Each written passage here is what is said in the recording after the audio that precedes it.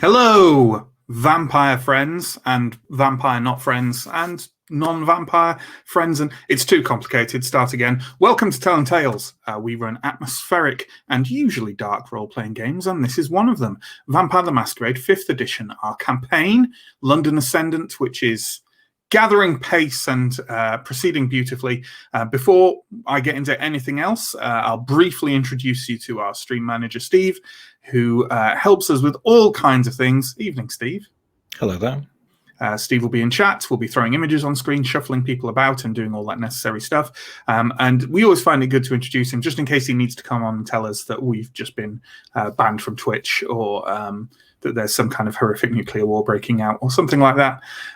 So now you're not alarmed. Don't think that he's somehow invading our stream from somewhere else. Yeah. Thanks, Steve. I'll catch you later. So let's get all the advertising nonsense out of the way. We have lots of links down below. We've got links to our VODs that are over on YouTube. We've got links to our Patreon, where you can get all kinds of tasty goodies, including character creation videos from this very series. We also have a number of social media links, many of which are Telling Tales RP, but not all, so best to check. We also have another stream, Simbroom, that goes out on Wednesday nights. That's tomorrow. Same time, 8 o'clock p.m. GMT. And why not come check that out if you enjoy this, because that's fun too. And that's it. That's my intro. So without any further ado, let's start bringing on the players and talking about what our coterie got up to last week. So let's bring on John first. John plays Arthur Norris, our resident Ventrue pharmacological merchant. Yes, right. Definitely. Well, we decided to start the evening as all evening should start with a bite to eat. It went. There were mixed successes among the party. Mandrill went home hungry. Oscar did a Batman act and apprehended a handbag thief, and Arthur fed without any great incident apart from that massive seizure that the person he was feeding from had. But he stayed calm, carried out first aid, and then fled into the night. Yes, sustaining a stain in the process, because we decided that do no malice definitely starts bumping up against the notion of not calling someone medical help when they clearly need it. Yeah, and then the crew decided to carry out one of the many missions they've been handed over the course of the campaign so far. And to talk about how that started, let's bring on Justin, who plays Mandrill, our Nosferatu handywoman, architect, craftsperson, and haven specialist. That's all true. So, as a haven specialist, Mandrill sneaked up around the house, finding out that the windows of the house had been completely blocked up all around, and the only entrance was the front door. After a knock at the door by Arthur, and I've completely forgotten Neill's character's name. Never mind. Alex. There we go. Mandrill valiantly and sneakily scaled to the first floor of the building and broke into the house with a bit of effort. Absolutely. It's worth noting why you're at the house, I think, which is that essentially you're carrying out a mission for Jack, a Nosferatu of your acquaintance, who's by turns awkward and handy. And essentially he needs you to go here and try and verify that the person living here, or rather the kindred living there, is indeed the kindred he thinks he is, who's some kind of shady customer from Jack's past. And yes, you broke in successfully. So let's bring in Pierre. Pierre is another of our players. He plays Oscar Kane, our resident Tremere bookshop owner, and nothing else. Yep. And how did things go once the coterie got into that house? Oh, it was a perfectly ordinary house, aside from, I guess, the bricks that were on all of the lower floor, blocking all the windows. So yeah, we were just sort of invading somebody else's space, as you do. And then things seemed ordinary, but then things seemed a bit too ordinary. And then everything seemed somewhat wrong.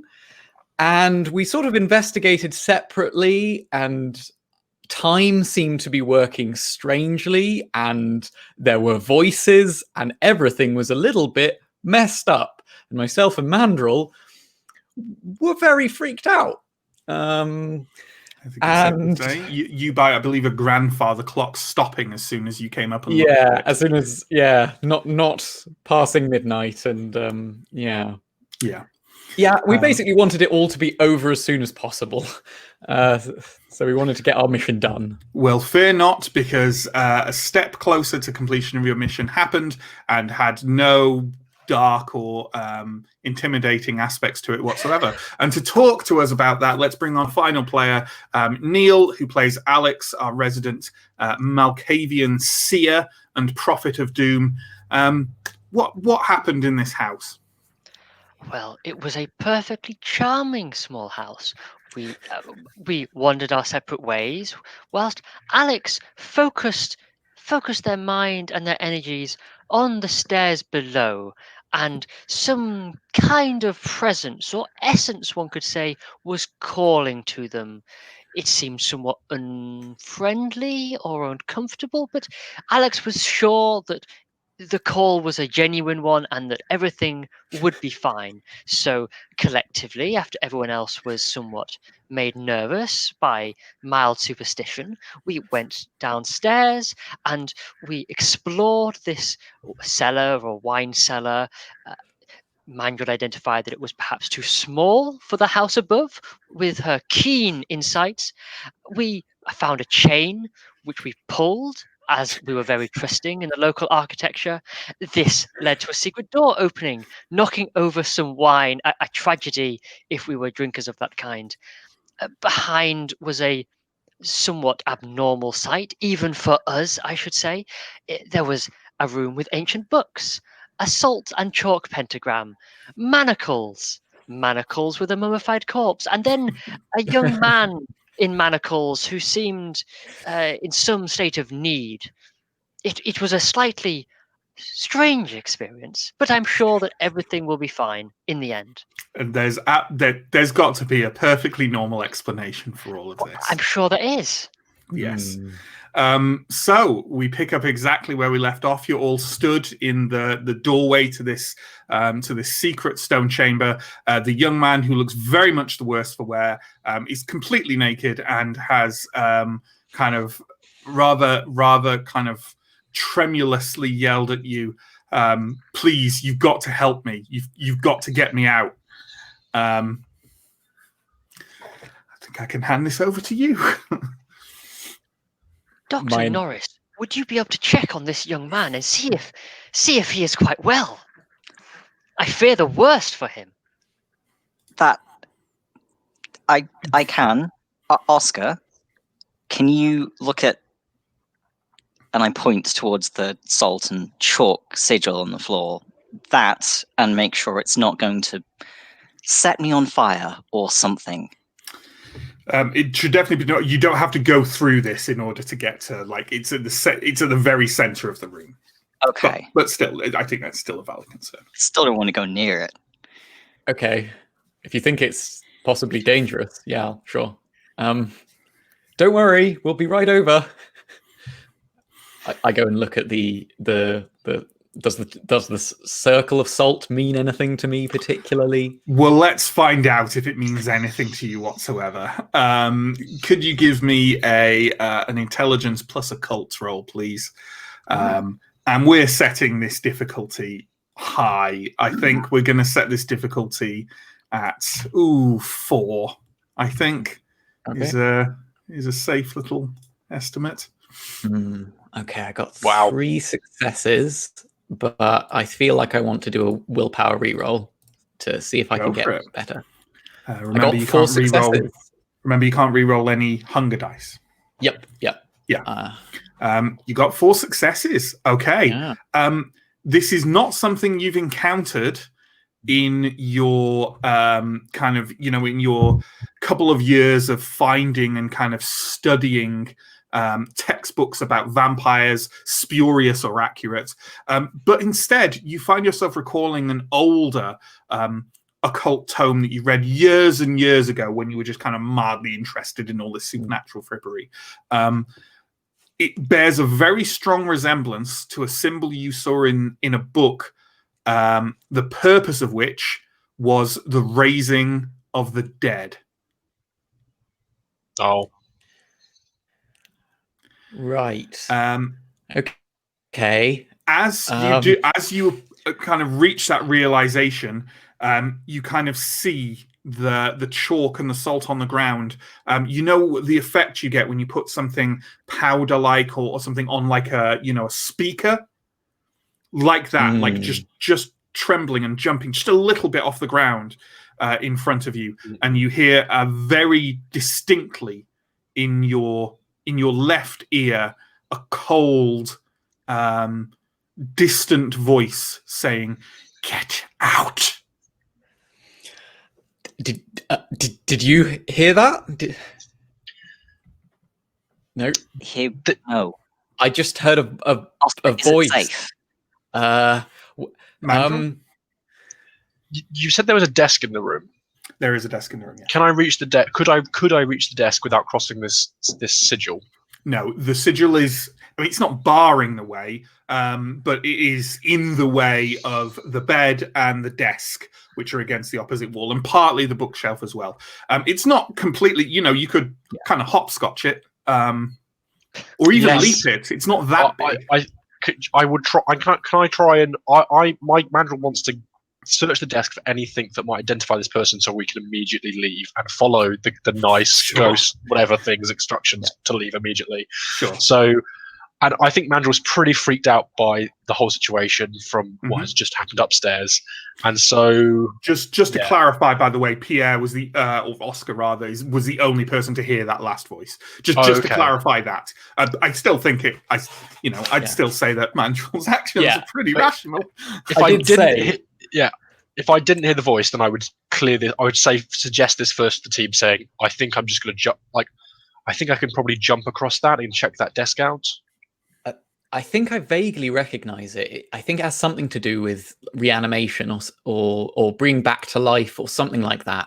Well, that doesn't sound too bad. Yeah.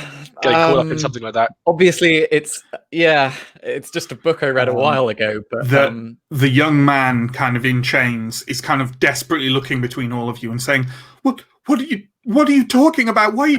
Just get me out! Who are you?" Yeah. I also I heard a voice that none of you heard. Sorry, we'll be with you right in a moment. Just let me think for a second. Yeah. Sure. You're starting to talk about voices and like. Yeah. So, Oscar, is this elaborate ceremony? Is it a? And I look slightly over to the man on the wall. Is this a ceremony of our kind of activity, or just a general one? Would we be expecting the person we are after to have done this? As from what I remember, I didn't have any associations necessarily with vampiric stuff, but that's I think a bit of a vague. Should I say vampire? I'm just going to look quickly at the young man and say, young man. I mean, the young man looks very pale. I mean, you suspect he is aware he's been held by a vampire. Fine. I'm not sure it's to do with. I'm not sure that this is specifically to do with our kind. Can everyone? Sorry to interrupt. I'll go around and ask for actions again in a second. But before we do that, can everyone who's not intent on one particular thing in the room give me a wits plus awareness roll, please? And I'd say I think I'll ask this of Alex and Mandrel primarily. Okay. Sorry. Yeah, it's only difficulty 2. Does instinct count? No. Awareness special.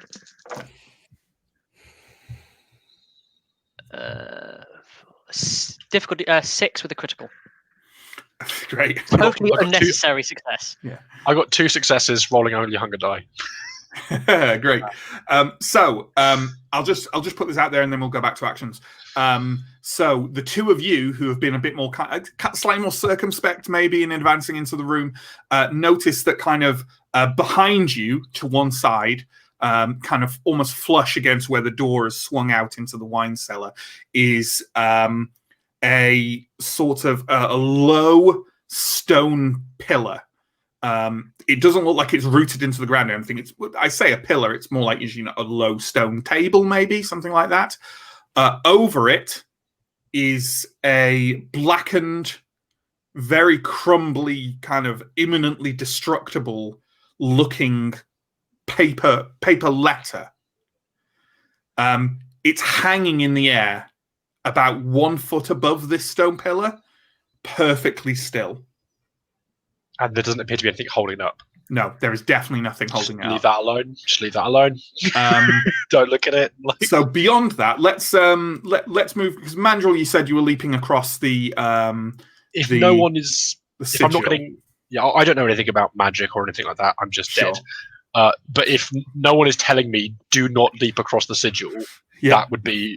I take that. That's as good as I'm going to get as to a yes. In this group. Absolutely. What's your strength plus athletics pool? I think it's either 6 or 7. It's Okay. 6. You It's don't have 6. soaring leap, do you? Would you like my last 2? It's not. You are cutting in and out a little bit, but you seem to be back. Sorry, my bad. So that's 6. Yeah, you've got 6. Let's just take half on that roll, because I don't want to make a big drama about leaping over a thing when you're quite physically able. It's a 3 difficulty, so let's say that's taking half, and unless you want to roll and maybe get a critical. Nope. And slam into the opposite wall. You leap over that, and you are on the other side, and nothing has happened to you. I'm immediately going to start rummaging the desk for anything that has got anything that's been handwritten. Absolutely. Alex, let's say you're critical there on your awareness roll for that letter in the corner. As you kind of look at it, you don't take in any kind of salient knowledge about it, but you do feel a kind of like a slight wave of cold wash over you. You can't explain. You don't know. But there's definitely something about that, and perhaps linked to the coldness you felt. Whilst Mandrill is leaping, can I go over and investigate this wavy paper without disturbing pentagrams or anything? You absolutely can, yeah. It's just I'll go and behind do you. that. The sigil is in front of you. You can absolutely do that. Then I'll So go you're and do doing that. Arthur is seeing to the young man. Mandrill's leapt over. Oscar, have you concluded your investigations of this sigil, or are you? Do I have any thoughts about, like, I personally feel like interrupting the sigil. Do I have like going across it? And I think actually I'll try that with like a stick. Right, with a stick. With the stick that you carry from. Okay. He has a cane. Oscar has a cane. Did we not mention this? Oscar No, Kane. Oscar is called Kane. Kane by name, Kane by nature. Yeah. There is no immediately available. Okay. Things to do. There certainly is. If you could grab a book off the shelves, maybe, and prod it. To file a good book. Do you have a pen on you or a pencil? It seems like the kind of thing that Oscar would have. I'd be fine with you having a pen or a pencil on you. Sure. That's fine. I don't know. I'll just sort of experimentally kind of Just poke around. Sure. Try and like interrupt the shape of the salt. I knew I should have stayed to supervise. Cool. So that's what everyone's doing. Let's go around one by one to to talk about that. We'll leave Oscar till last for the suspense. So, Arthur, this young man is kind of looking at you as you're coming over to him. Go ahead and give me a wits plus insight roll, please. Okay. No difficulty. I'll just use a kind of sliding scale on how much info you get. So I'm rolling 4 dice, and I get only 1 success. Okay. I think I want to willpower that. Go for it. Go for it. Is my chair horribly creaky when I do that?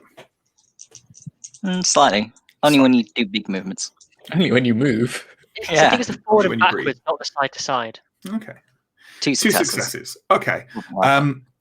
First off, this young man has clearly been through an awful lot. He looks horribly traumatized. You would also guess from just the look of him, and again, kind of the sensibility that Alex got, you would stake money that if this basement is not occupied by some kind of like wild exsanguinator, that he has been fed on recently by a vampire. Right.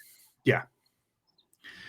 He's kind of like yanking on the chains desperately, and clearly you can see he's done this a lot because there's crusted blood kind of around his wrists.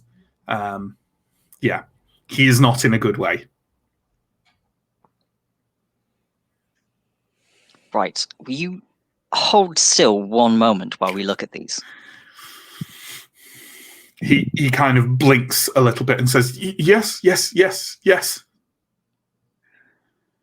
How sturdy do the manacles look? They look very sturdy. And where they link into the wall, they like the wall basically has like a layer of you don't know if it's stone or brick underneath, but it looks to have it's a layer of concrete, right? Over the wall, and the links are just embedded into the concrete. And it's the same with the other two, the empty one and the one with the kind of mummified corpse. Yeah. All right. Mandrill, if you don't find a key, do you think you can brute strength this? Hey, maybe. How if it looks pretty sturdy, then I'd say it's. I don't know how strong you are. No, I'm just saying, risky.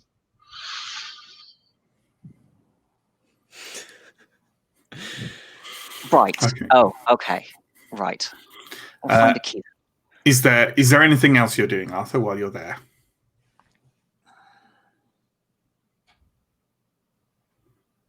Not like I can't think of any immediate medical aid I can give. So Wait. I don't know what that look of glee is. Oscar just wants you to. Well, Pierre definitely just wants you to ghoul this guy. Yeah, exactly. And I was actually considering that. I don't know how valid that is as medical care. I wasn't It's actually not thinking, medical care. If it makes it better, it's medical care. Yeah. I was thinking I'm a you wanted me to doctor, rip the arm apparently. out because then you can free him. Yeah. That's what Oscar would do.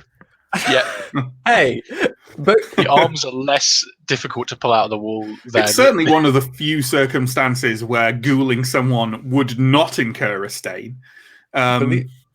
believe it or not, the thing I was actually going to suggest was this guy can talk. Maybe he knows who this person is, who his captor is. Like, maybe he has some information. I don't know. Yes. Probably not, but But I was hoping to get him out of the manacles first. Can Well, I?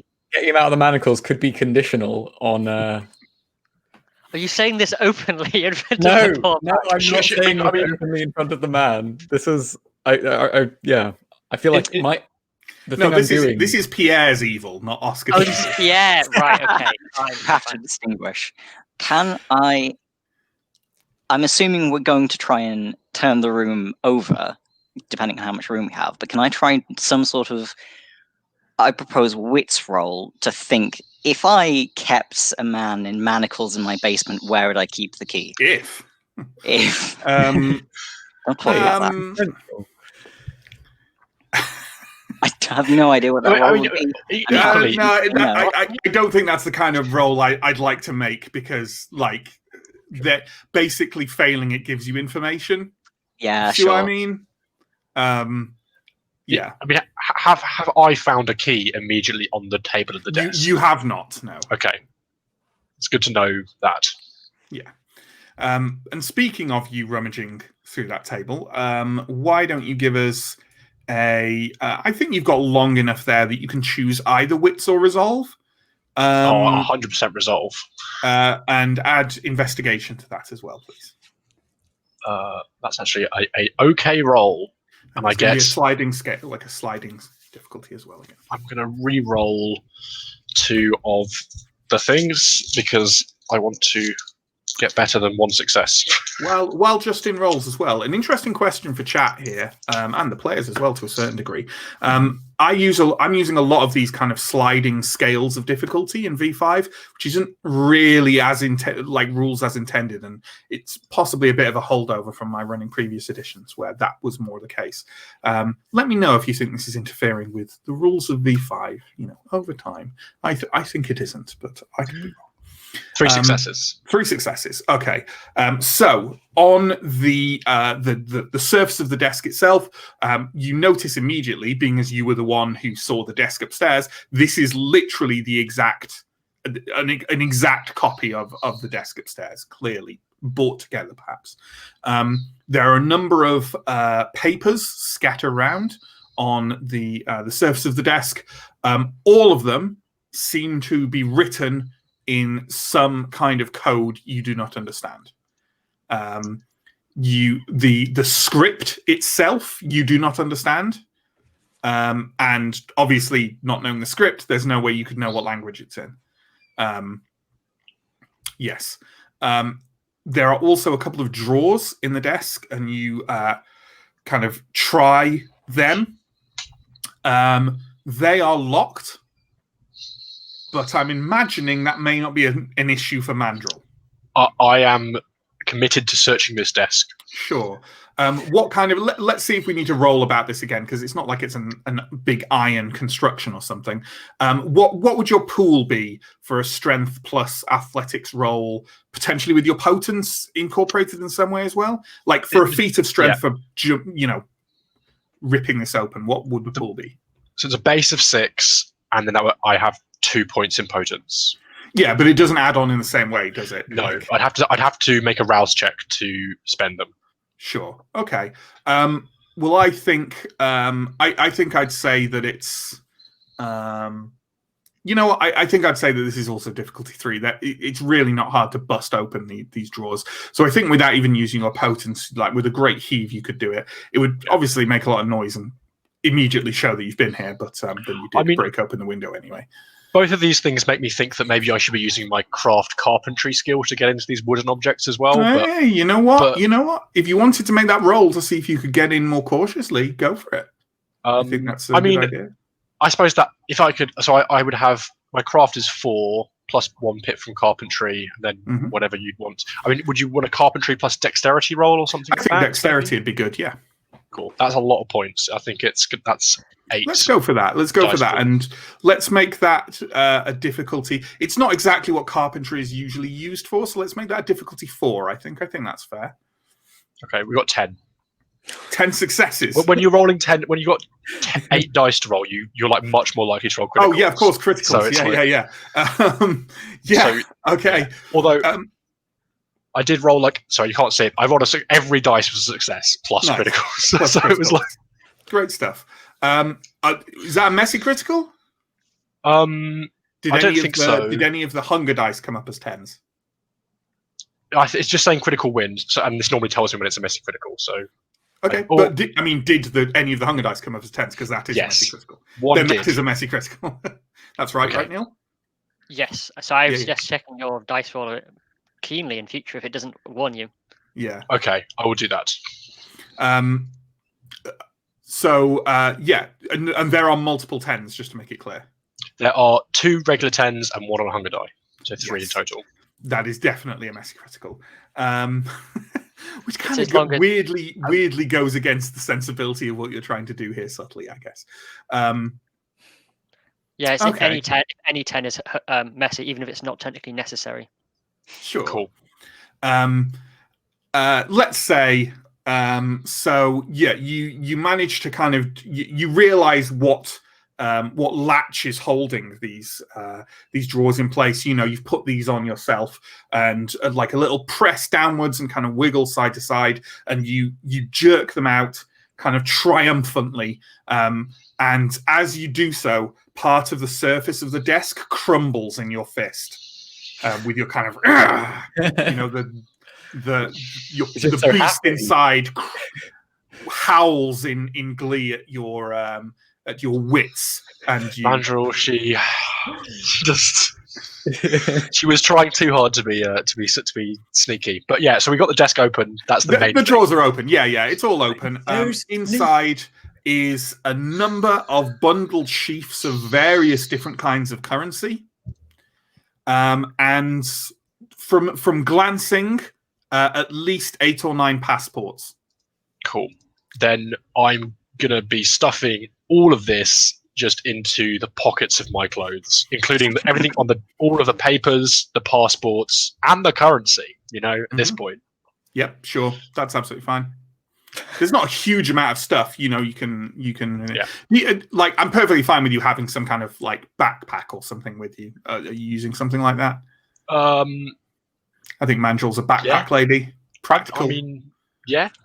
I Not like go with big yes. flowing clothes, right? Like loose. Yeah, I probably have pockets. Pockets I can't believe Mandrill, who is a craftsman, would not have pockets on their clothes. Yeah, somewhere to hold a screwdriver or a lathe, or a mandrill. Or a mandrill, indeed. So yes.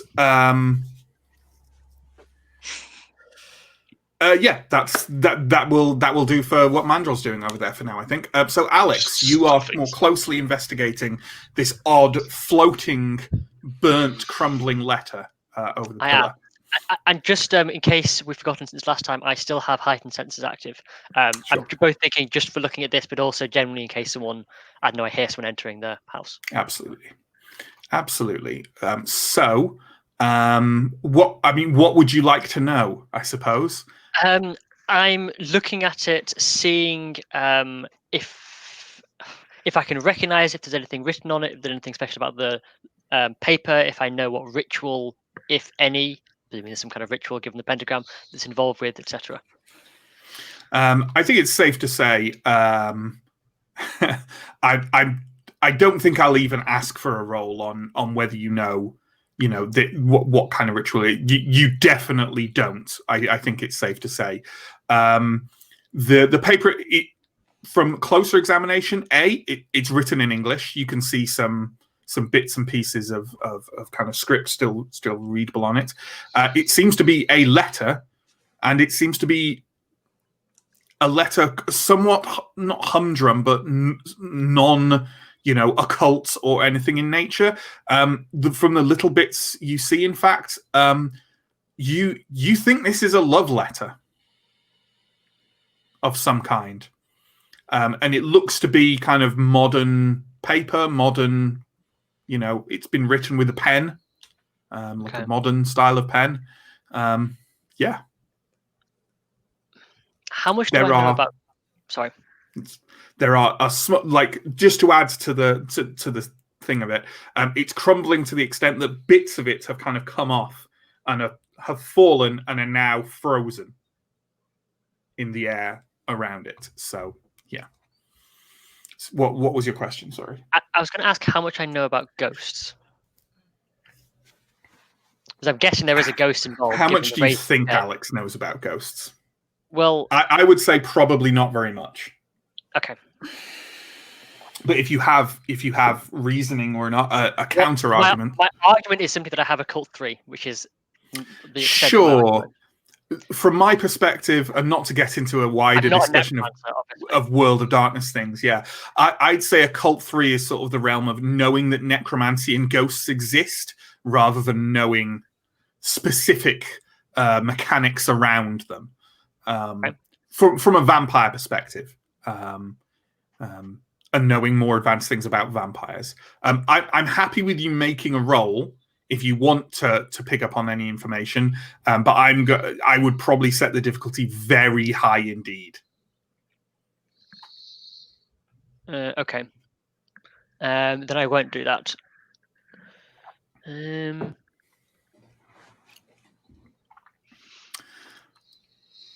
I think, unless there's anything obvious that I can notice aside from everything I've just done, I'm going to leave it alone for now then.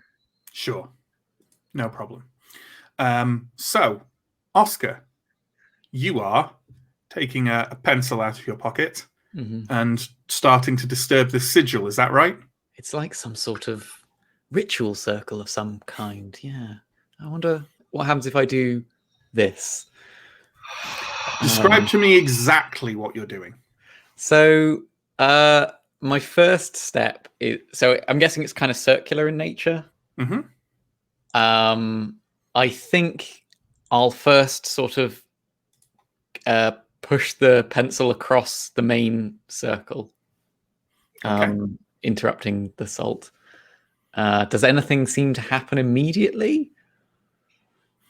You feel, as you do so, you feel like a wind, a soft wind blowing across your face.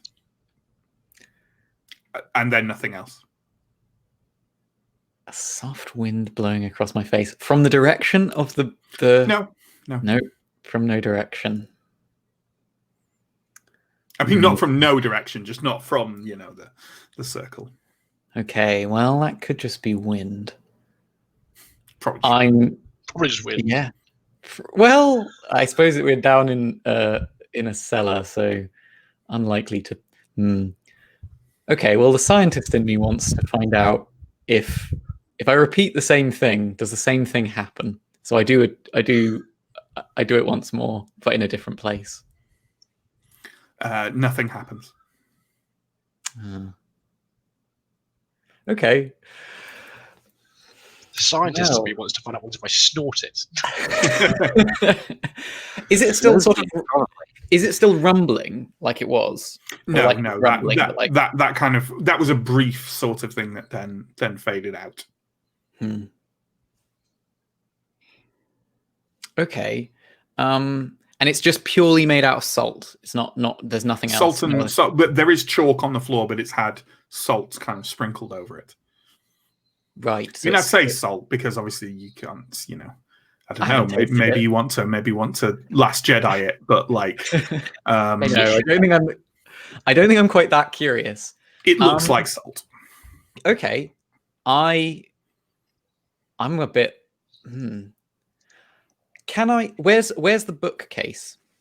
The bookcase is over to your right-hand side, flush against the right-hand wall, next to the unfortunate young man. Okay, I would like to see if I can see any books that look like they might reference this. Absolutely. And while we ponder Oscar doing that, let's ask what the other three are doing now. Alex. Oh, that was what I was going to do. Once I'd finished examining this bit, I was going to go to the bookcase. That was actually what I was going to do originally, but then the floating letter was too interesting. It is interesting. So Alex and Oscar are doing that. Arthur, what are you going to be doing? Is there much else that hasn't been looked at yet? Because the bookcase, the desk, there's bed. A bed. Go on the bed if you want.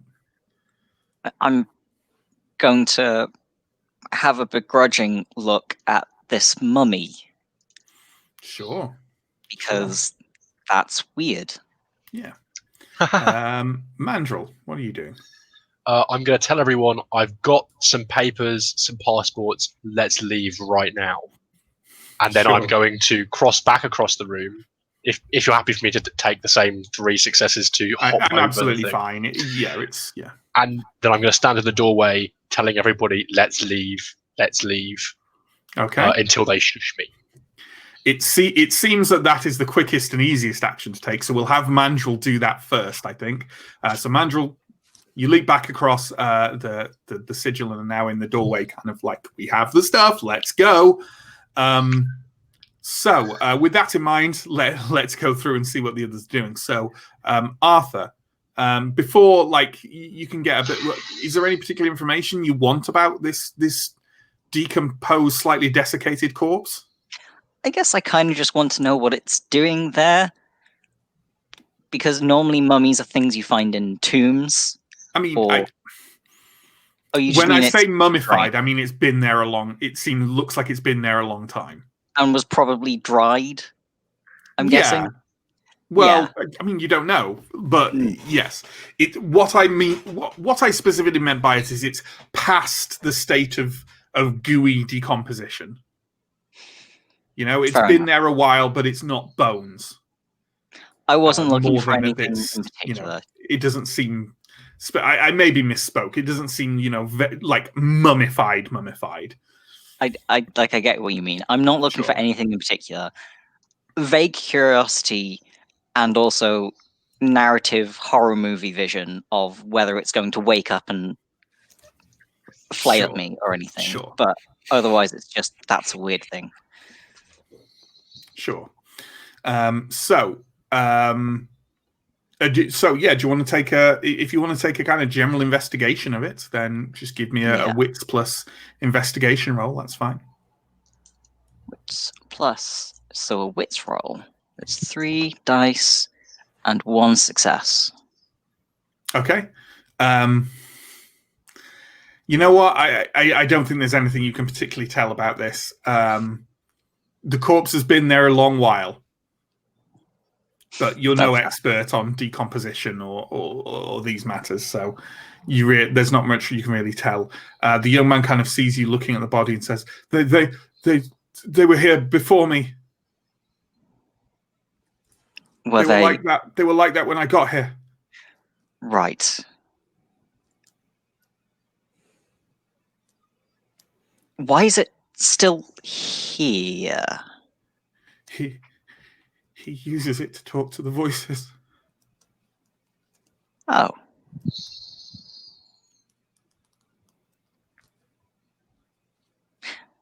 Mandrill, can you grab these chains? Yeah. Let's do it. So I'm happy to wander over. I'm going to make a rouse check to see if my to use your potence. Well, to use the potence, but will it improve my thing? Which I fail, obviously. Which means I'm not going to then blood pump, not going to blood surge. Yeah, you don't. I would have done. Yeah. I would have done both otherwise. But that puts me at. So I think it's just I add my full prowess score to it, which I'm just going to check. Full potence score. I think that's right. Isn't prowess essentially non-combat potence from V2? Like it just adds your potence to big feats of strength. So what would you like to pair with strength? Is it athletics or athletics, please? Yes. And this is going to be a difficulty 5. Okay. Yank these chains out of the concrete. I'm going to re-roll 2 die with willpower. I'm going to be, if I succeed, I'll be getting. Actually, I don't know. I get 5 successes, which avoids the bestial failure. Nice. And no, like messy critical or anything like that. No criticals at all. Okay. You kind of take you put the gear down on one side, take a tug on the chains. You can feel that it's not immediately going to come out, but this concrete, and I'll give you this for free, given your craftsmanship prowess. This concrete is a lot newer than this structure. And therefore you figure, well, the bonding against the backing of the wall can't be that good. And this concrete's been here maybe a couple of years. And with that in mind, maybe a real sharp tug would do the job where your kind of heaving doesn't. So you take these manacles and as you kind of wrap them around one wrist, like the young man kind of, as the manacles pull higher and brace one foot against the wall, and sharply heave, and the concrete around the manacles just kind of explodes out and scatters over the young man, over yourself, over Arthur, over Oscar, and kind of over the sigil on the floor, knocking much of it kind of out of place. Behind that wall, there is what looks like a stone, more traditional stone, a stone wall, and obviously the young man is still in the manacles, but it's a fairly long chained loop, and he kind of immediately starts kind of scrambling up to his feet and sort of like scrambling very, very awkwardly, clearly not used to using his legs very much recently, towards the doorway. Well, I still have a hand on that manacle chain, I think, and I'm not. Oh yeah. Arthur, can you take him? I don't want to be this close to him right now. And Yeah. Thank you. Okay. I'm leaving, guy. I'm leaving, and I'm going to start leaving. Sure, absolutely. As this is happening, let's give Alex and Oscar the chance to look through that bookshelf a little bit. Are either of you looking for anything in particular, or are you happy with kind of general roles? I think probably I would be somewhat snapped out of what I'm doing by the things that Mandrel has but this is pre that. Oh, okay, fair enough. Sorry, what was the question again? Is there any way in particular you're searching these, or anything in particular you're searching for? Or are you happy with like a general role? I was pretty, aside from looking for something to do with the sigil, which was the thing that's piqued my interest. Sure. Alex, have you got any kind of different motivations, or are you happy to kind of pitch in as a teamwork role? Well, I'd mainly be looking for anything necromancy related. I think that's the same so thing. If that's the other thing, then we can do that together. That's fair enough. Well, I think we should. I suspect Oscar will have the better pool for this, because I'd say you can use investigation, but I'd say you could also use academics, and I imagine that Oscar's is very high. But I have Alex's as well. Let's look. So, what is your what are your resolve plus academics or resolve plus investigation pools? I have a 7 in resolve and investigation. Cool. Well, in that case, Oscar, and you can add 1 to it from Alex's help. 8 dice, with 3 of them being hunger. Is there a specific difficulty? I'm going to go for a difficulty of 3. 3. Okay. 4 successes. So success. Okay. Both of you are kind of like, looking through the bookshelves. Most of the books here, all of them seem to be concerning occult matters of various kinds. A lot of them are quite old. Oscar, you see several volumes that you are aware of that you would love to get in your shop so you can read and then sell them off for vastly inflated prices. And you find several that are specifically to do with the practice of speaking to the dead, necromancy, these kind of things. And then very sort of specifically, you stumble across one book.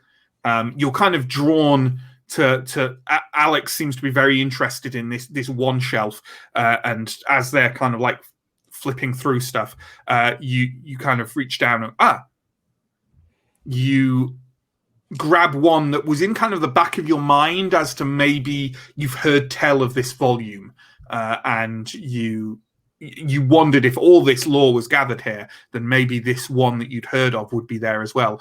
And it is. It has no author attributed to it that you know of, but it is simply called On the Dead and Their Ways. And this seems to be an original copy, because you know that it was written in the 18th century. The book looks to be around that age, or maybe just after, and you're fairly sure it's not like a derivative copy because it is written in the original language of Italian. Okay. Now that is a find. I'm going to pick it up and take it. Sure. That looks like a fascinating volume, Oscar. Oh, thank you so much, Alex. We should pore over this later, probably.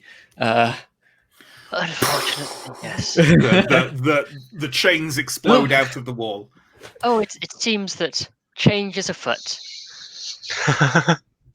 Alex, Actually, and how loud only was up. It was. I mean, it was loud, but it wasn't like a gunshot. Yeah, you probably flinched. I mean, everyone probably flinched to a certain degree, but yeah. But while we're on that topic, Alex, you and only you, could you give me a wits plus awareness roll, please? Instincts? Um, Or is it just more listening? Yeah, you know what? Okay. Well, it is listening. No, let's pass Sure. on it. Difficulty 3.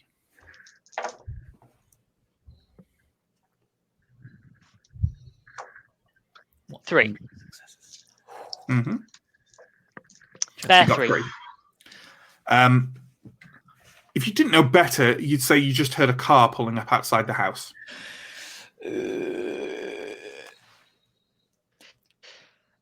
I will strain slightly after the loudness of that. Say, I think we will soon be expecting company. Perhaps Mandrel has the right idea. Shit. Oscar, are you kind of visibly panicking in the way that Yes. Pierre is? Okay. Yes. I'm gonna grab the letter on the way out. Oh my god. Okay. We have ruined everything.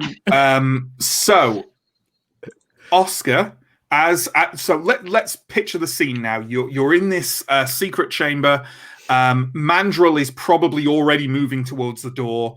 Arthur is probably doing the same, holding. Are you kind of dragging this young man along behind you, or are you more kind of supporting him? He's not in good shape, but he could probably walk just about.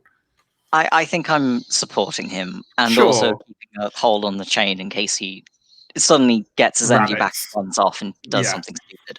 Sure, you're kind of holding the chains, but also kind of supporting him and leading him out. He doesn't really seem to know what's going on anymore. You think the brief spark of attention you got that happened when he thought he might be rescued, and now he's fading. He's kind of like not dead weight, but just kind of shuffling forward quite slowly as you bring him along. Oscar, as you kind of like, Alex says that there's a car outside, and you kind of spring to that same cold voice just behind you says, "He is going to kill all of you." Apparently he's gonna kill us all. I can't hear this because I've already left Oscar behind. Fuck. Are you Oscar- dashing off behind Arthur and Mandrel, or are you kind of hanging back slightly with Alex? I'm fairly rapidly going to be dashing after. Sure. I think that's the only way out, as far as I know. Okay. Alex, then, as you follow, but kind of moving roughly behind the others, and kind of stride out of their path slightly and reach out towards that letter hanging over the pillar. How to handle this? Let's go with, give me a dexterity plus wits roll, please. And the difficulty is going to be 3.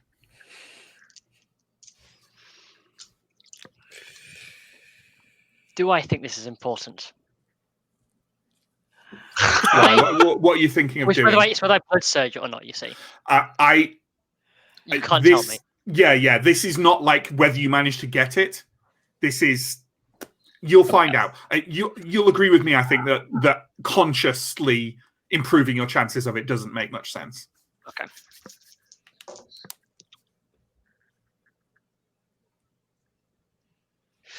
How about willpower? Does willpower make sense on this?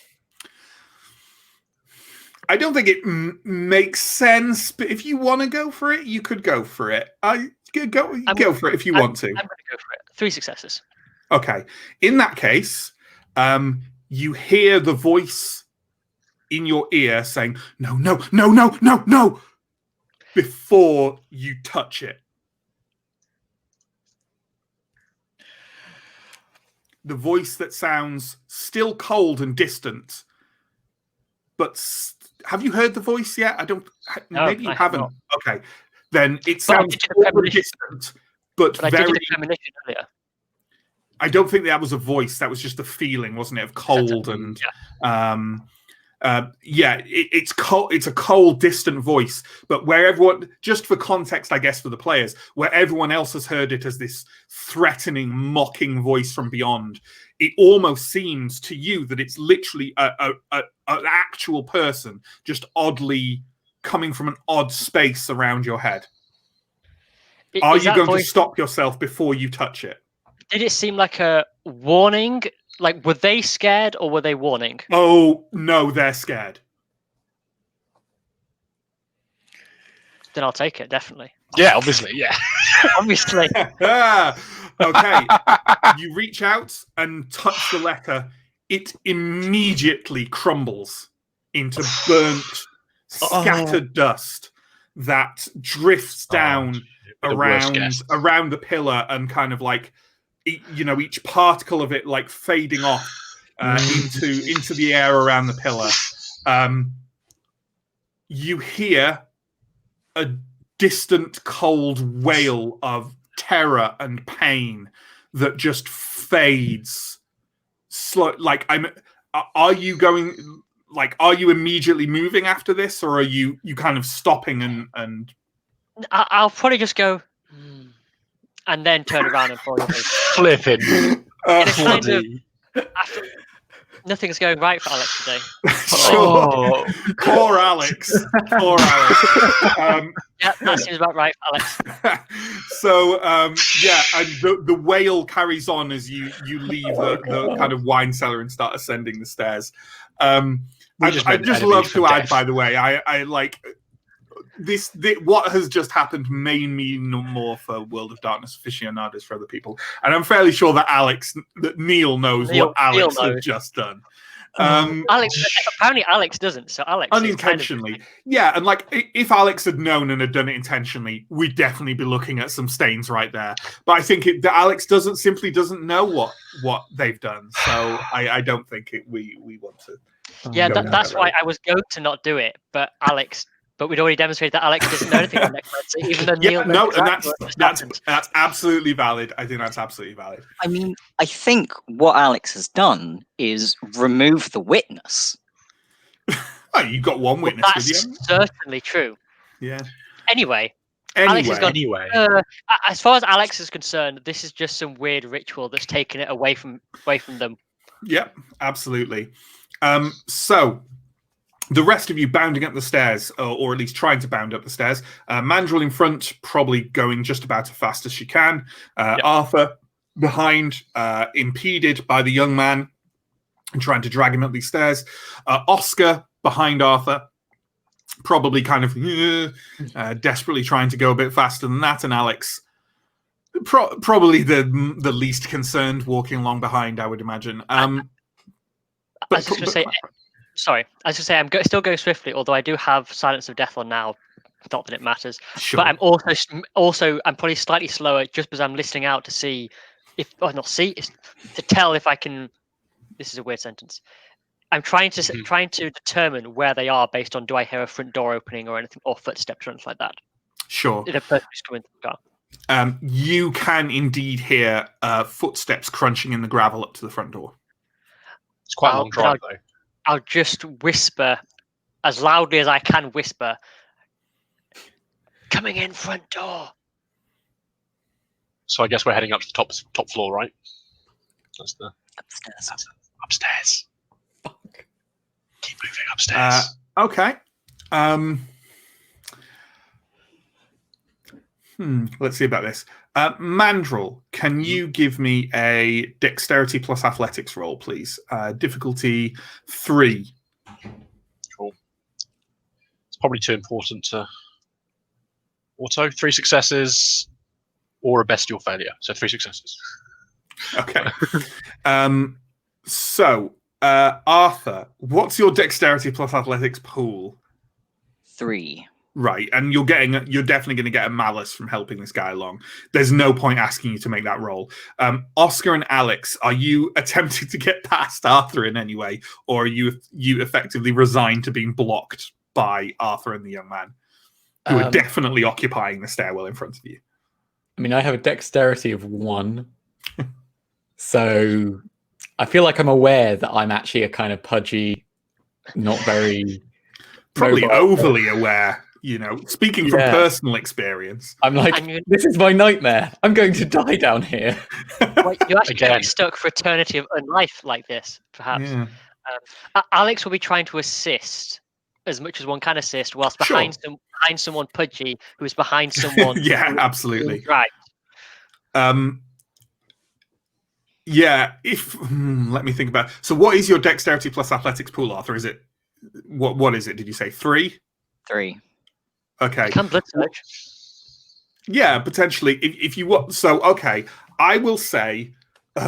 See, you normally get a 1 dice help from Alex, but Oscar's in the way. I just don't see it being a valid thing. Oscar loves blood surging. I'm going to give you a 3 dice malice for pulling this young guy along with you with the manacles. So I don't think a blood surge and a critical would be the only way you'd make this roll. I think you can do it if you want. I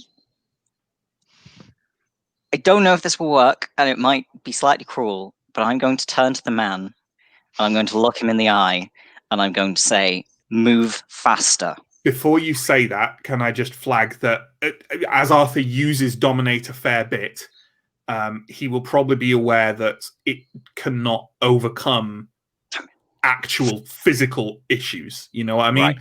Like, in the same way that you couldn't say fly, and he could fly. Like, you can still do it if you want. I just, you can try it if you want. But you don't think he's like lagging. You think he's physically near passing out and is incapable of moving faster.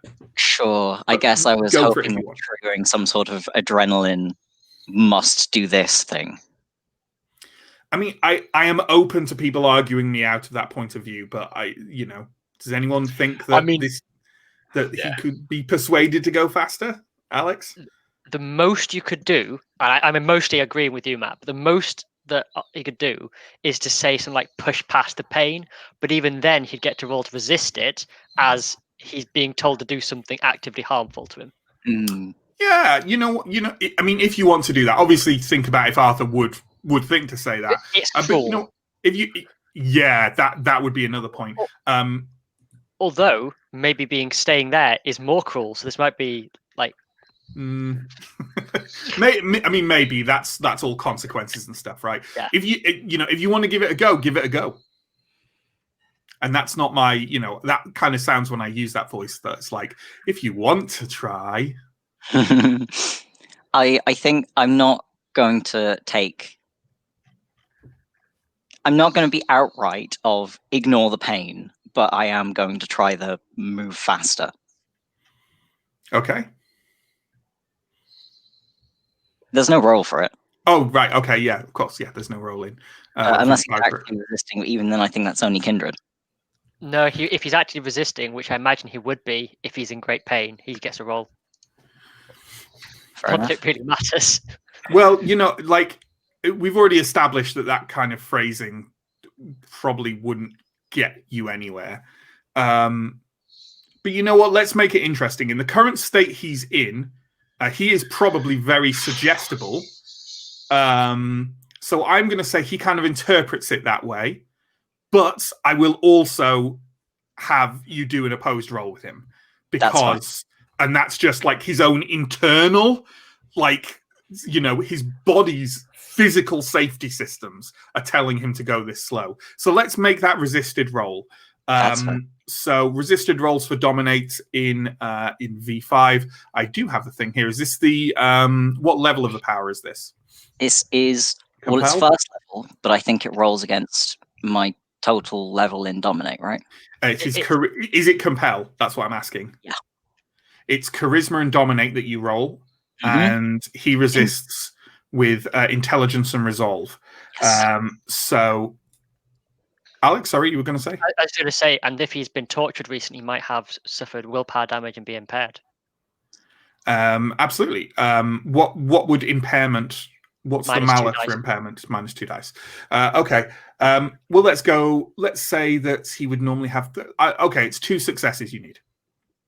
Okay, I'm rolling a pool of 6. And I get 4 successes. Okay. With a kind of heave, he sort of starts powering forwards and kind of clambering up the stairs on kind of 3 limbs, his legs, and kind of with one of his arms reaching forward and desperately trying to move up the stairs faster. As he does so, he's making a very odd kind of squealing, wheezing noise and gasping with every breath that he takes. Could you take 1 stain, please, Arthur Norris? Oh, God. It's your second stain, right? Arthur? Yes. And yeah, in that case, you don't have the malice on your roll, so you can make a dexterity plus athletics roll, difficulty 3. Right. This is the longest stairway scene we've ever had, and we've had one dramatic stairway scene. I mean, I'm still only rolling 3 dice. It's not over yet. It's not over yet. But otherwise, there would have been no point rolling, right? Unless you want to. Do you want a blood surge? You'll die on the stairway. Yes. Yeah. Okay then. So you'll need a rouse check first. 1 sec. Put those to one side. Does blood surge last for the whole scene, Alex? Die roll. 1 roll. And of course, if you gain hunger in this, it doesn't take effect until your next roll, so not this one. Not that could ever happen. Oh, That is, I'm going to willpower. Okay. 3 successes. Yes. Okay. So you channel the power of your ancient. The blood of kings flows in your veins, Arthur Norris, and you manage to heave the young man up and around kind of that foot of the stairwell, and you're behind Mandrill now, escalating to that second floor. Alex and Oscar, are you guys trying to go fast after them as well now? Yes. Okay, let's have Oscar roll first. You are further behind than them, and I know it's arbitrary, but I've just gone with the first 2 and the last 2. So dexterity plus athletics roll, please, Oscar. Difficulty 4. Ooh, this is going to be a success because I've only got 1 dice. And I mean, it's impossible, isn't it? It's impossible to make it. Yep. Without a blood surge. Without a blood surge, you could go for a blood surge. I mean, I just don't think I'm likely to make it at all. It's not likely. You would be rolling 3 dice, and you'd have to get a critical success. Yeah. Yeah. That's not a 0% chance. You mean there's a chance? Yeah. Yeah, but like a failure after increasing my hunger seems bad. Yeah. So I'm just going to might roll and take my failure. It's a bestial failure. I mean, I would say if you're not... I mean, no, well, you're role-playing it, right? You would have tried, so you make the roll. Yeah. Sure. I respect that deeply, Pierre. I'm freaked out. Absolutely. You know what I'm going to judge is your bestial failure? Stopping. Oscar is piling towards that front door. Cool. Yeah. Everyone makes mistakes in life. Oscar needs to get out. I need to escape. The beast inside him, fight or flight, has settled very decisively on the latter, with an asterisk of being prepared to do the former if there's someone in his way. And Oscar just bursts forward, kind of like breathe. Obviously you don't need to breathe, but that kind of desperate gulp and exhale of panicked rage. And Oscar just yanks the front door open and prepares to leap and barrel through whoever might be in the way. Alex, you can see this happening in front of you. I think it's fair to say, though, that because of the physical situation, you can still make your roll for going past Oscar and up and round past the others if you want. But equally, I'd say you don't have to make it if you don't want to. If Oscar's actions have just made you resign to the fact that that may not be all that practical anymore.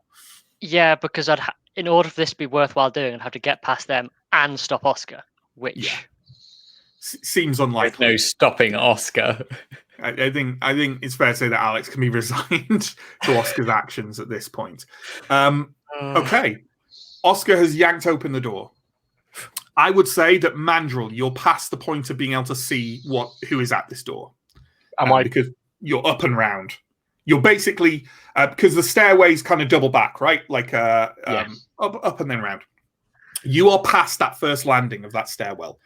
The stairwell up to the second floor. So you are racing up to the second floor now. You'll be there in a few bounds. Arthur, you are on that landing, and therefore you can look and see. So for the three of you, standing in the doorway is a gentleman lit from behind by the headlights of what looks to be quite an old-fashioned sports car. They are wearing a crisply tailored suit, very kind of fashionable looking, very slick. They're kind of average in stature, kind of average in build, quite a youthful, almost angelic face, and a very precisely styled slick of black hair with just a slight flash of white coming through on one side, or it kind of is the kind of thing that looks like it should be dyed, but you get the sense that it's not. Oscar barreling towards the man. He's about 5 foot away from the stairwell, and you see him kind of like sort of raise his eyebrows in surprise but not shock, and he starts to take a few steps backwards. And as he does so, very swiftly reaches into one pocket, draws something out, and crumbles it in his hand. The instant he does that, there is a kind of crashing, smashing noise from down behind you, Alex. And ahead of you, Oscar, the ground around the front of the house starts to buckle upwards. Oh, God. I think it's fair to say we're going into conflict. So, first off, is anyone intending to engage in ranged combat? Although that isn't first, is it? I'd have you know, sir, this is Britain. We do not have guns. It is true. For the most part, it is true. Hurling insults at each other. Yeah. And knives. So, sorry. No, yeah. Well, close combat between already engaged parties comes first, but there isn't anyone engaged.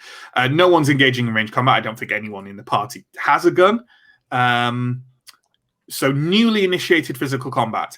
Is anyone planning on charging this guy? I think I'm too far back to even see him at this point. I think you can see him past Oscar. He's only 5 foot past okay. Oscar. I think you can see him, not as clearly as he can, but yeah. If no one's intending that, then it's everything else. So I suppose we are going to let's go on on whose situation seems the most urgent. Oscar, what are you doing? So the ground is opening up before me. I think I'm more like something is coming up through the ground. So the ground is like rising a little bit. Yes, it's like buckling as if something is breaking through from underneath. Okay, I think I'm freaked out by this, and I am gonna try and scrabble like backwards, like skid to a halt and like reverse my direction, realizing my terrible mistake, and see how far I can get away. See if I can maintain my footing. Absolutely. And Pierre asked a question in the private chat there. You're assuming you can't use Extinguish Vitae yet. Is this a power to effectively like reduce the blood potency of another of another kindred. I think that it kind of increases thing. their hunger, which Right. I don't know is going to be relevant in this situation. But Sure. I would say, like, if you find that you believe it will be relevant, use it, because I think in a high pressure situation like this, displaying a discipline you haven't used before seems like the perfect situation for it. If you feel it's appropriate, then go ahead and do it. Having said that, so where are you scrambling back to? Are you trying to scramble up the stairs where Arthur and Mandrill are going? To the safety of my coterie, yeah, I'm going to try and go up there where I can see them. Sure. I'm not really thinking that's straight. I think about, I don't know, strategy, tactics. Sure. Absolutely. So you're kind of backing off, spinning round and dashing up the stairs after them. That's absolutely fine. I won't ask for a dexterity plus athletics roll. I think you're just moving as fast as you can at the moment. You're probably about halfway up the stairs. The next direst circumstance, Alex. So Mandrill and Arthur are already partway up the stairs. Yes. And I'm on the first floor, just at the top of the stairs. You're around the top of the stairs. You're more or less on that first floor, yeah. And there is a crashing noise behind you. Now that Oscar has moved round, you can also see this ground buckling in front of the front door. Has the person seen me? You couldn't say for sure because the way they're lit, there's very bright light coming from behind them. So while you can roughly make out their features, you don't quite know if they've pinpointed you. One thing I will add in all this cacophony of things that are happening is your heightened senses still going. Yes. Nothing massively loud has happened, but it seems like the kind of situation where maybe you want to damp it down. I'm going to drop it, yeah.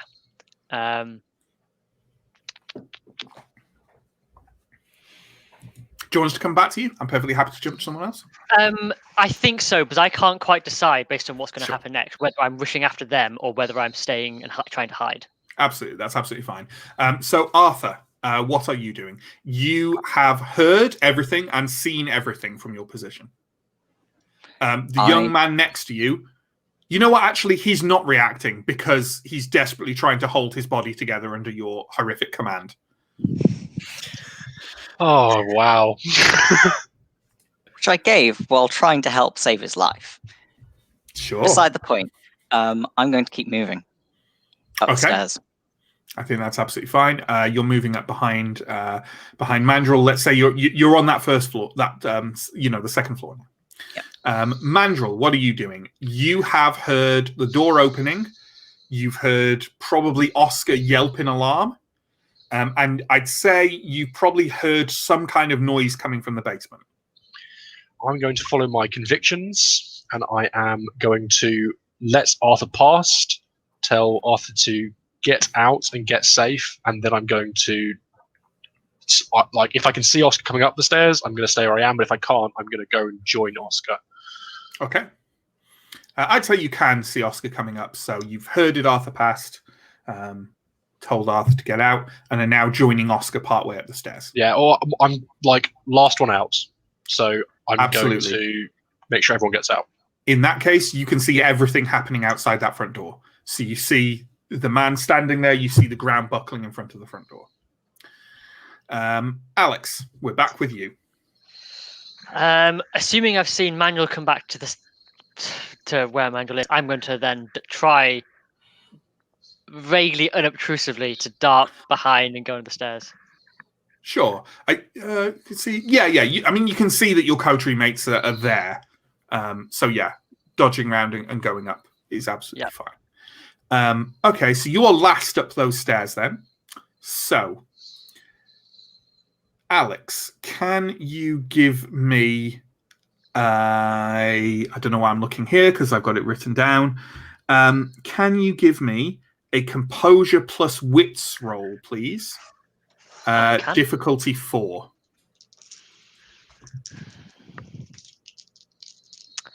This feels like something I should blood surge. So I'm going to do that. Alex just loves blood surge. Good. Yes. Well, I probably shouldn't have done that. But 1, 2, 3, 4, 5, 9 successes, which is total overkill. I didn't need to blood surge. Okay. No messy critical or anything. No messy critical, although I gained a hunger. Okay. Feasting tonight. In that case, you know what? You had so many successes there. I don't think you even feel what was being attempted. So absolutely fine. Okay, we'll move through to the next round. Oh no, there's one more thing to do. Everyone who can see that front door, which I would say is Alex now, Alex, Oscar, and Mandrill. Although Oscar, I'd say it's kind of up to you how much attention you're paying because you seem to be in a bit of a tizzy. Bit of a tizzy. That buckling ground in front of the doorway bursts open, and from it, crawling on decaying, crumbling claws, comes. I mean, there is no other way of describing it. Perhaps your pop culture sensibilities tell you it's a zombie. A living corpse crawls its way out of that hole, and its jaw kind of comes open, and where you might expect it to hiss or wail or scream at you, it just dangles half off, brushing the doormat as it clambers towards the stairs and kind of starts slowly finding its feet as it does so.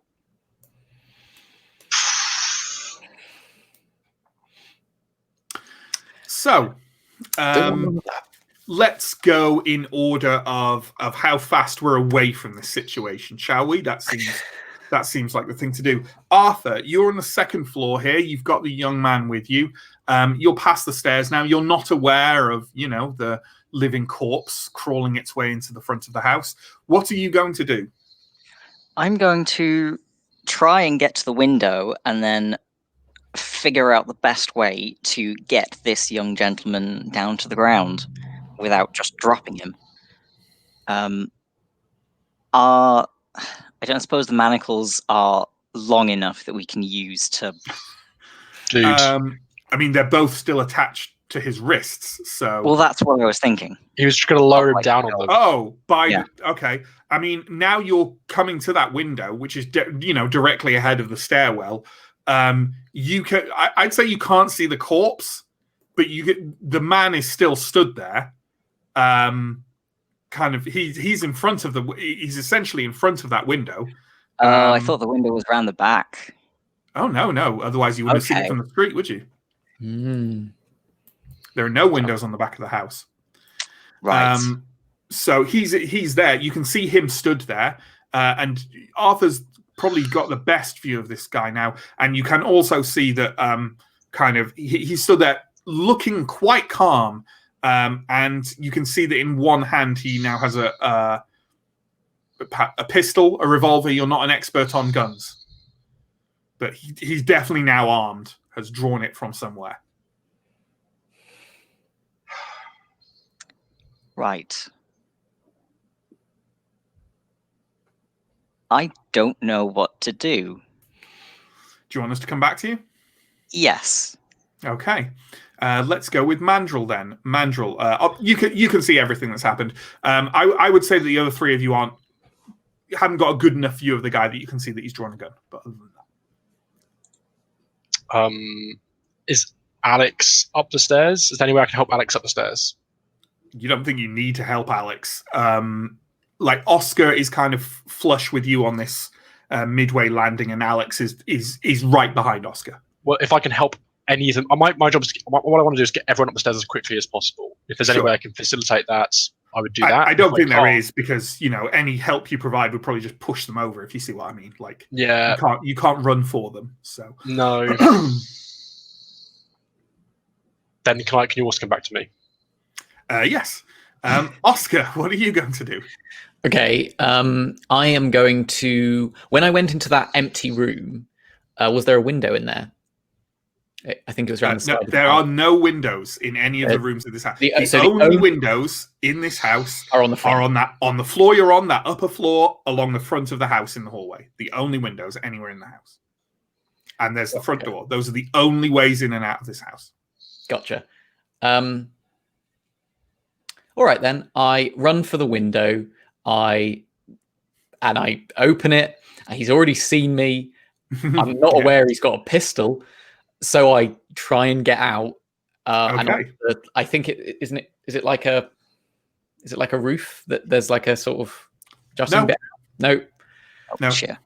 You just have, if you're getting out that window, you're jumping out into that front garden. It's more grounds than a garden, and you will hit the ground between the corpse and the man. Oh, Or if you aim it right, you might land on him. That has proved successful Sure. for me in the past. No, I'm gonna I'm gonna try and get out that window. Sure, absolutely. Can you give me a dexterity plus athletics roll, please? Yeah. And there's no target for this, unless you're trying to hit a particular place. There's no target. I'm just basically trying to see how badly you fuck this. Yeah.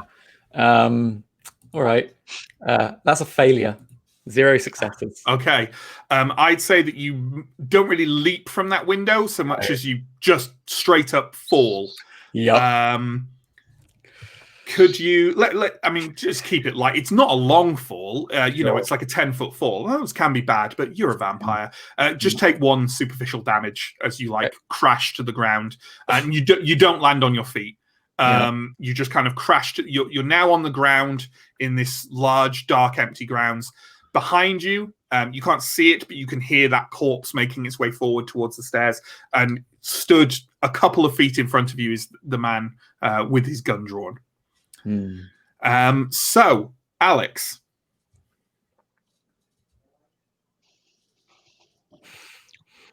I'd say Oscar's made enough noise that you are well aware of what he's done. Yes, I was thinking that. I will. So I'm currently at the foot of the stairs, I believe. I'd say you're actually most of the way up towards that first landing as the stairs double back. So yeah, you're well within reach of more or less any activity you want to do. Yeah, I don't have a gun with me or anything useful like that, nor is there anything particularly useful I can do, and I'm not very fighty. I wasn't very jumpy. And look how that went. Yes. I'm not going to follow Oscar's lead. Was there a door? I mean, I didn't explore it, but with the report from Manuel about the place, was there another door on the ground floor, or was it just that front one? The only door was the front one. The only places in the building that aren't just walls, 4 windows along the top hallway, in the top floor, and the front door. Then for now, I will attempt to seek cover wherever is most sensible from my vantage point to do that. Okay. That is probably in that upper hallway. Makes sense. I would say, like hunched down under the windows. Yes, where I can hopefully peek over and see what's going on occasionally. Sure, absolutely. So unfortunately, guys, we're going back to you. I don't know if what's happened has clarified anything. Sorry. Arthur. Am I aware of the corpse, or can I just see the guy? I've lost track now. This is why I give you guys the information to remember. So I think you do know of the corpse, yes? No, you did see Arthur it. Doesn't. Arthur hasn't seen it. Arthur's been at the top of been past the staircase the whole time. Okay. And yeah. No, I think you saw the ground buckling, but that's all you saw. Yeah. Yeah. Sure. Then, as far as I'm aware, there was a guy effectively blocking my exit with a gun, and a scapegoat who has just thrown himself in front. Yeah. So I am going to... Oh, God, no, because I was going to wait for him to come into the house, but now Oscar is there. The challenges. I think my action is literally going to be standing out of the way of the window and hiding both me and the prisoner. Okay, sure. So you two kind of probably, hunched over, kind of cowering / hiding kind of near where Alex is? Sure, yeah. As Arthur joins you, I say, "Hello, Arthur. We appear to be having some difficulties." Could probably put it like that. Yes, Alex. So, on that note, Mandrill. I'm going to be shouting at these to get out the window, and then as they cower, I'm going to probably just grab the chain, hoist the guy onto my shoulder, and then leap out of the window. Okay. I don't think... Arthur, are you going to resist Mandrill grabbing that chain? No. I say leap. I'm going to leap in a sense. I'm not like diving. Yeah. I'm going to I try and get down. Not a death dive, but yeah. No. Okay. I want a quick roll for how much you bring that guy with you, because while he's not particularly in a place to be fighting back against you, it's still quite a sudden movement. Yeah. So do you want to give me a strength plus athletics roll? And that can just be difficulty 2, and that's just for making sure you get the guy in the position you want. Oh, you know what? Your strength plus athletics is really high. You can take I've got 5 successes. Yeah, that's absolutely fine. Yeah, you bodily grab the guy and kind of sling him over your shoulder, holding the chains. And then give me a dexterity plus athletics roll to see how well you leap out of that window. 0 successes and a bestial failure. Oh! With rolling 6 die. You're going kaplunk splat on top of a human, I think. I think it's like the worst possible, like, blood pumping type crazy dive out of the window. Yeah. Okay. Usually I'm like, bestial failure. Do I make this about a compulsion or a bane or blah, blah, blah? I'm going to say that what happens is that Mandrill leaps out of that window, crashes into the ground and kind of crumples to her knees, more or less in front of the guy, and in a kind of, not a panic, but an immediate kind of fury and like the beast roaring inside. Your what's the sense the beast, the kind of that thing you have. You feel an odd kind of cold wave of bestial emotion coming off this guy, and in a snap moment of fury and rage, with that chain, you sling the young man over your shoulder, pitching him kind of bodily at the man standing in the suit, who swiftly kind of like dodges to one side, and the young man flies past him and smacks into a tree and sinks to the ground with a crunch. I'm going to reduce it to 1 because you didn't do it intentionally, but can you take 1 stain, please? Absolutely. If you've done it consciously, we're looking at 2.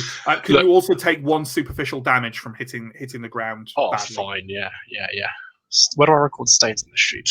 It's that's very reasonable. You cross off the end of your humanity. After Arthur went through all that effort to save that man.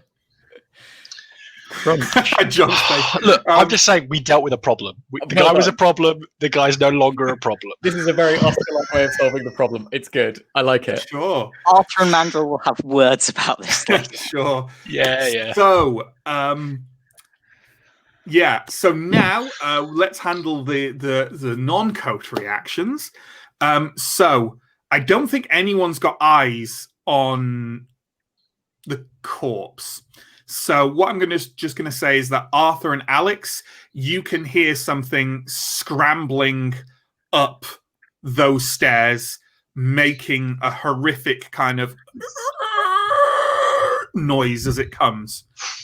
Let's just say that. Mandrill and Oscar. Okay, Mandrill, can you give me a composure and wits roll at difficulty 4, please? That's 2 attributes, yeah? Correct. Difficulty 4, you say, yeah? I do. Cool.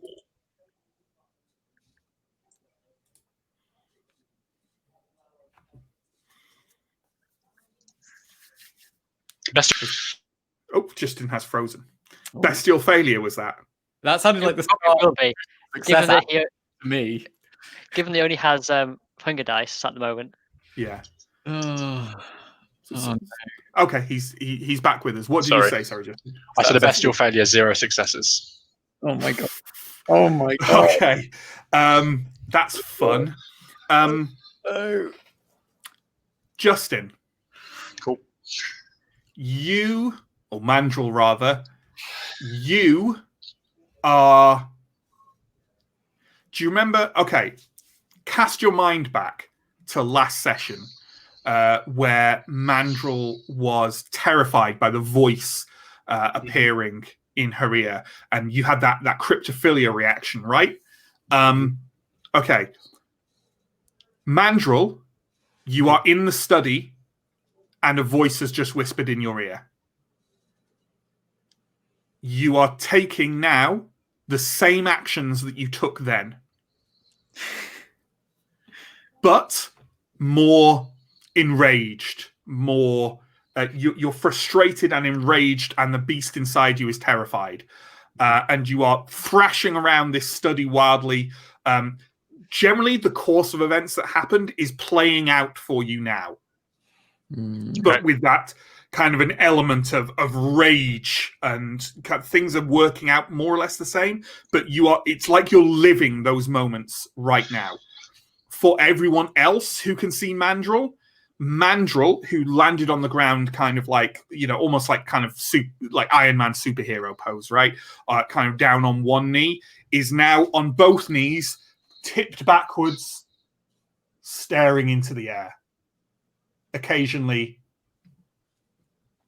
twitching. That's not good.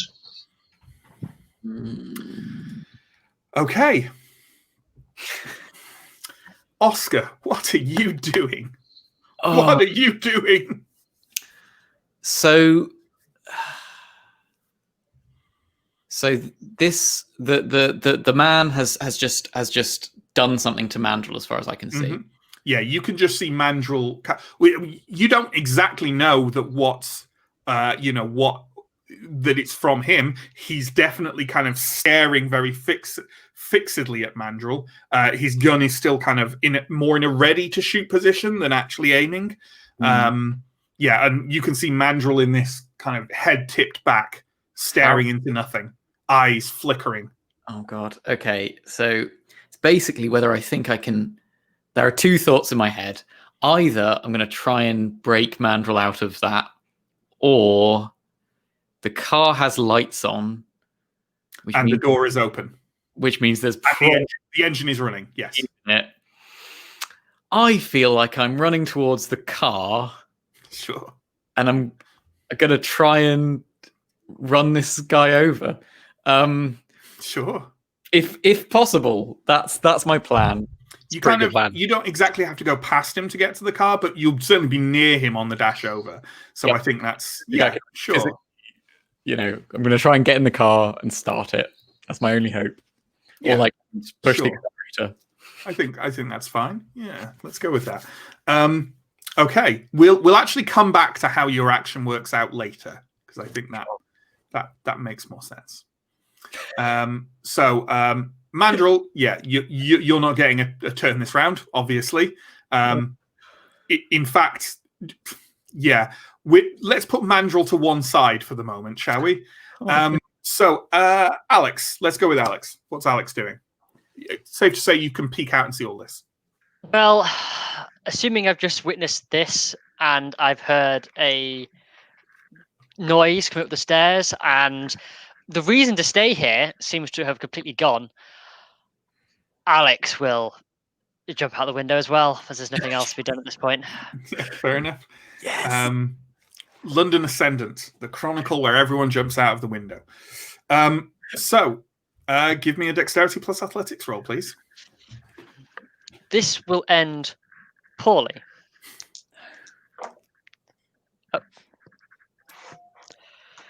So I've rolled a critical on every single one of my dice. 2 of those are obviously hunger dice. So I've rolled 5 successes on a messy critical. Nice. Okay. I have a suggestion. Go for it. Given that I'm willing to escape, and a possible compulsion is paranoia, which means I have to try and escape. Just suggesting. Yeah, sure, absolutely. Alex's beast inside decides that tonight is the time to be more fox than wolf, and Alex leaps out of the window. I imagine a situation. I'm not telling you how your characters act, but where Arthur kind of looks at Alex. Alex looks at Arthur, and Alex just barrels out of that window. You land very, very gracefully on your feet, and you start running at very high speed towards the car. Ooh. That's was the car this person drove in on. Mm-hmm. You're out, and you're already outpacing Oscar. Yep. Because you leapt literally past where he was on the ground. Arthur. Well, like Alex said, my reason for not jumping out of the window went out the window. So I think I don't want to stay in here because something is making a terrible noise and coming up the stairs. So I will also jump out the window. Okay. Please get a messy critical. Dexterity plus athletics, please. And I still have my blood surge from because that's the same. It's for one roll. Oh, I was asking if it was for a scene, but it's for one roll. oh no. Okay. That's what Neill said, and I trust him implicitly.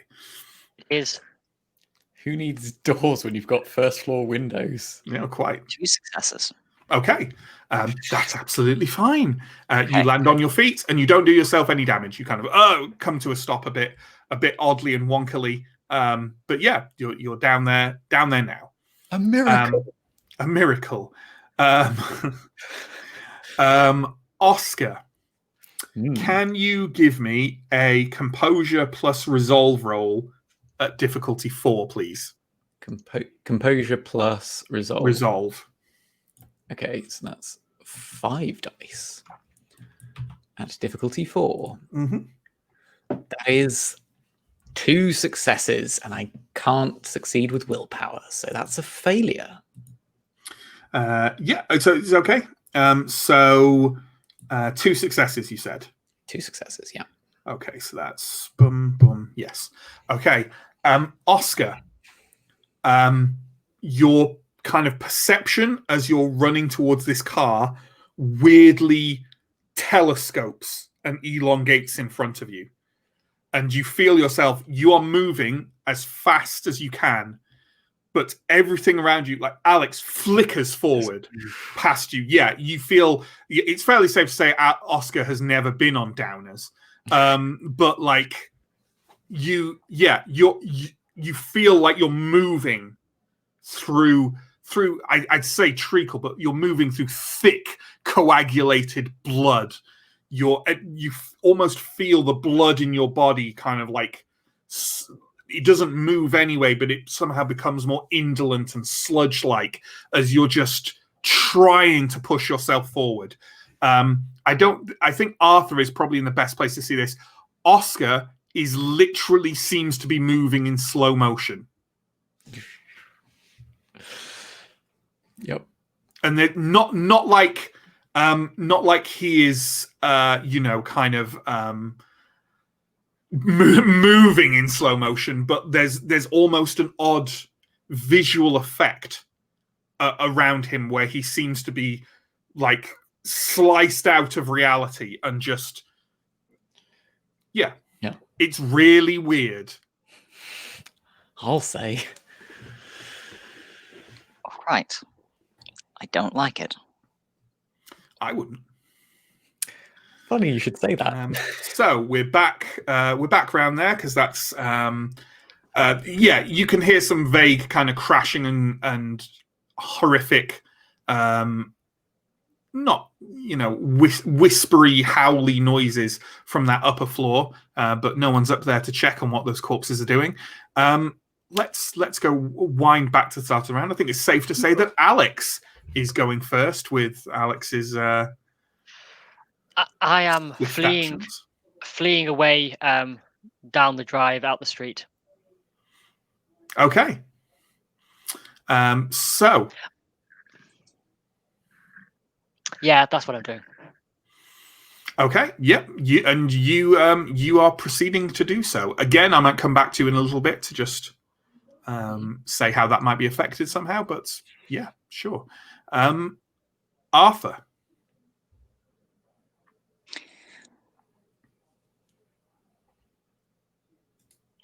Mandrel's right in front of me at this point, right?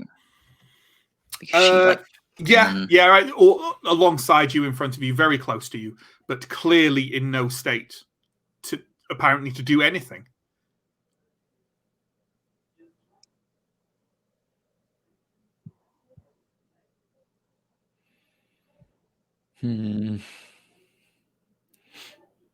How far away is the guy?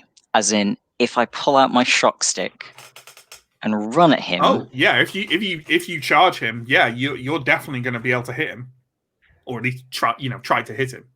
I'm trying to weigh up whether doing that could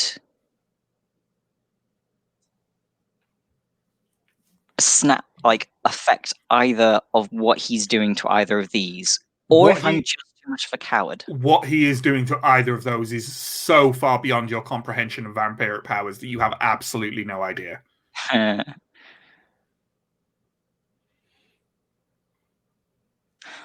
Then I think I'm just going to try grabbing Mandrel and dragging her, and if she isn't in any way receptive, potentially just leaving her, but trying to drag her away. Sure. You dash. Are you trying to go kind of the same way Alex has gone? Yes. Okay. You kind of run alongside and grab, put your arm around Mandrel. Mandrel is not resisting in any way, and clearly has enough natural reflex to not just kind of pitch forward into the dirt when you heave her up and kind of try and run away with her. Could you give me a your choice of strength or dexterity plus athletics roll, just to see how you're doing with this? And because it's just to see how you're doing, I'm tempted to say that messy. Nah, fuck it. No, okay. They still apply. They're fun. Jeez. This is 3 successes. Okay. Yeah, you have Mandrel to her feet, and you're not going fast because you're trying to she's not dead weight. She's kind of stumbling forward under some kind of automatic, just reflex of moving. But she's definitely not conscious and with you. You can see next to you Mandrel, would your head scarf have been on, or do you think it's been... Oh yeah, I mean, it probably just come off in the combination of diving through a window. Half hanging off, but you can see her eyes are just kind of flickering, oddly reminding you of that young man in the bathroom stall from the last session, having the seizure. So that was Arthur. We've also taken care of Mandrel there. Oscar, you are still under this effect of whatever it is. Are you still going for that car, or are you adjusting it based on what you can see your friends doing ahead of you? So they seem to be trying to, as far as I can see, they're trying to Arthur's just lifted up Mandrel, helping. Correct. So I don't know how this works. Oh, 1 second. Sorry. Yeah, okay. No, sorry. Slight retcon. You feel yourself burst out of whatever was holding you. Whatever weird field or... So it's I was and then I started speeding. Everything snaps back into place, and you kind of almost stumble as you bound forward. Okay. So yeah, are you still going for the car, or are you now following Alex, Arthur, and Mandrel? I think I'm still going for the car because we need to escape. Sure. So I'm going to do that. I was basically just wondering if I should use Blood of Potency, or if that is totally irrelevant. Because no, actually, what does Blood of Potency do? It the thing up your blood potence. Yeah. Okay. I don't think it's unless it's. I would say that, and Neill might be better placed to say how much effect this would have and how dangerous it is given hunger and all these kind of things. Yeah, no, the role I'm about to make you do features dexterity. So wow. I don't think that would it. Sorry. The blood potency is only useful if you manage to get a critical, and therefore you get more dice on your next blood surge. Sure. Or if you think someone's using disciplines against you, it will allow you to resist disciplines better. Yeah. Although I don't really. The thing I was sort of wondering is actually the reason I was initially considering blood potency was because when I was stuck in the thing, but because I'm not stuck in the thing, because I was thinking if my blood moves faster, maybe I'll move faster. Sure. But since that's not happening, I think I'm just going to try and go for the car in a desperate effort to get an escape vehicle. Absolutely. Are you going to blood surge or anything like that? I'll tell you your roll before you decide it. That seems fair. Dexterity plus drive is the roll. So. Okay. That is still 1. So yeah. How do I do this? What is the method? First off, well, what hunger are you on? First off, I'm on 3 hunger. Okay, yeah. So you first do a rouse roll. Yep. So my rouse roll is a success. Okay, that's great. And then basically, when you blood surge for 1 roll, there's a number of different effects, but is there a number of different effects? Not really. No. You get an extra 2 dice. Cool. So I'm rolling 3 dice. And I'm going to ask for 2 successes because the car door's open and it's running, but also you're jumping into an unfamiliar car and in a panic situation, right? Yeah. So I'm going to ask for 2 successes. That's a failure. So 1 success, which, yeah. Okay. Let's say you are now in the car. Okay. But you have not managed to kind of try and get it not get it running, but kind of turn it around yet or whatever.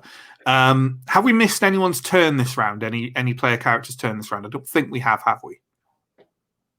I assume I haven't had a turn. No, you have not had a turn. Cool.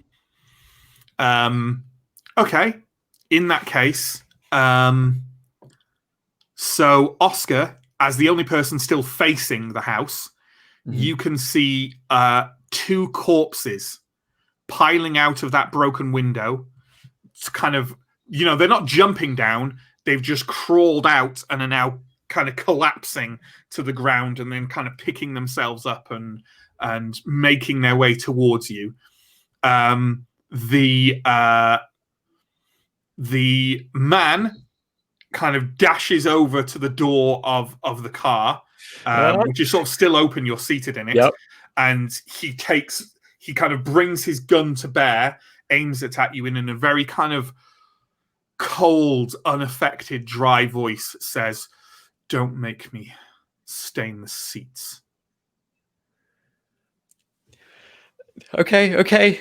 I just thought you should know something really bad is happening down in the cellar.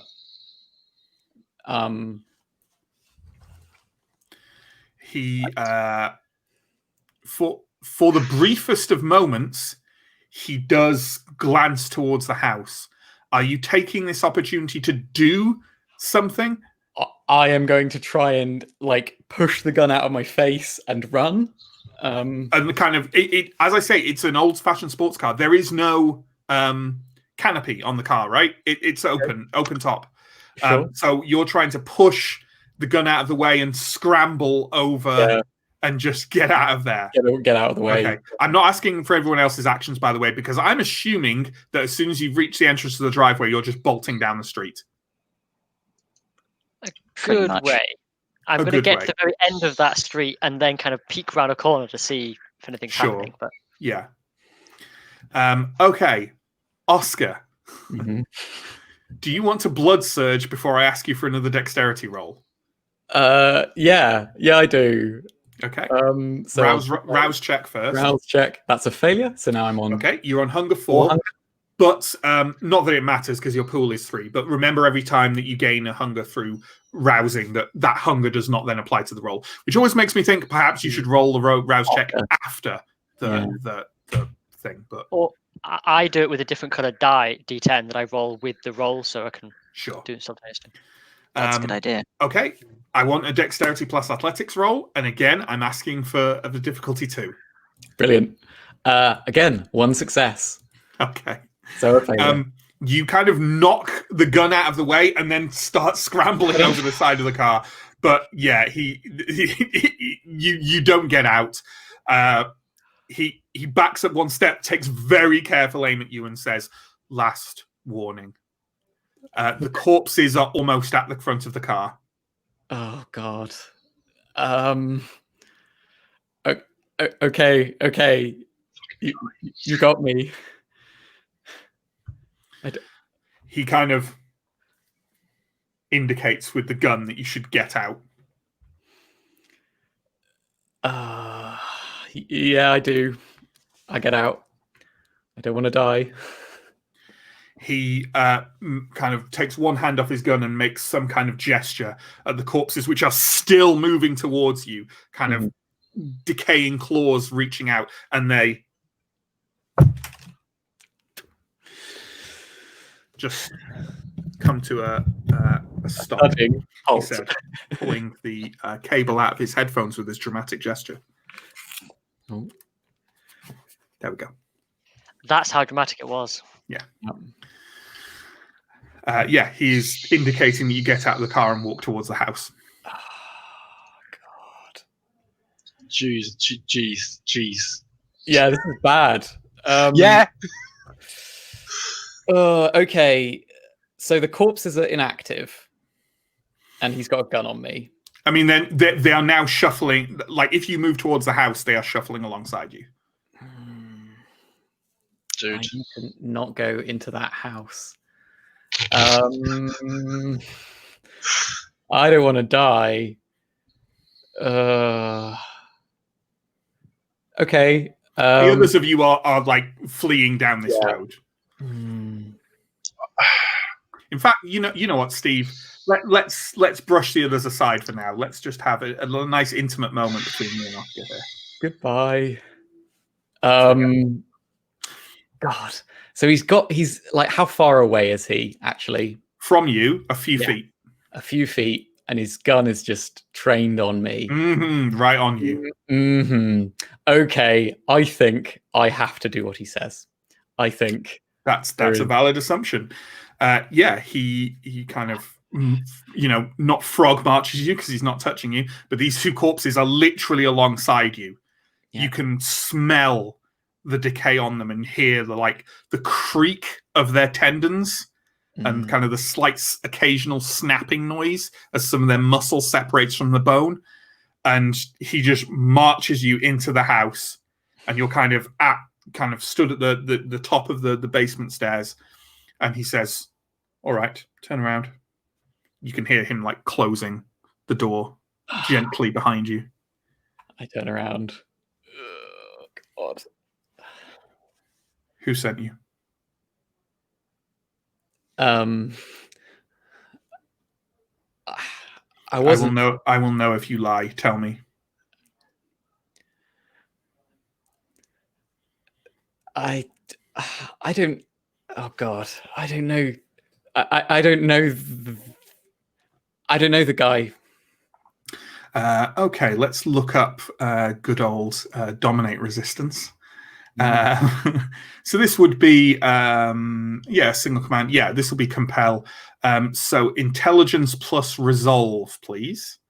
Okay. And I'm going to need you to. It's going to need 5 successes. Okay, I'm on hunger 4. I'm rolling 7 dice. That's a failure, but with 4 successes. So I'm going to try and. So you need to beat.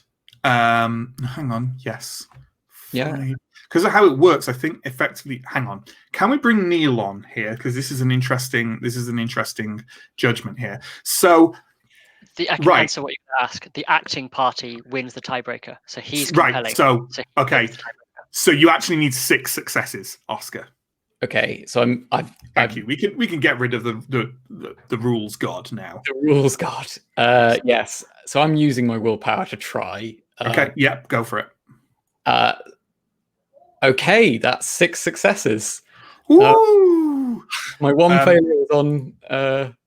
He kind of fixes you in the eyes and says, in a very calm, rational voice that almost makes you want to reply to him. Just tell me who sent you to this house. Do I recognize this is dominate? Do I recognize that's what he's trying to do? Have you got any points in dominate? Nope. I'd say no. Okay. You're still relatively naive. I'd say no. You perhaps feel that he's trying to compel you somehow, but you don't really recognize it. It's like I said. I don't know. I don't know the man. I was just bribed. If you cannot give me the information I need, then my pets here will require food. But I can always give them the young man outside if we can reach a rational gentleman's agreement. You seem like a gentleman.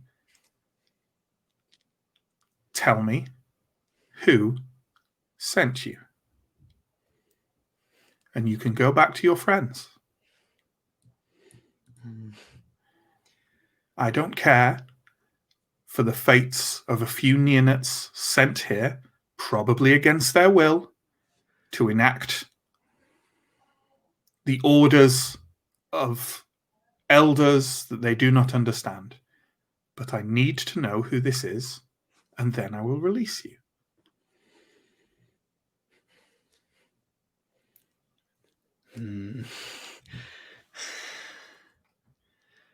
I don't know enough. My gut is telling me. Sorry, I'm not saying this out. No, yeah. I get it. My Tense gut, moment. Get my your gut thoughts is out telling there. me that I should make up a name.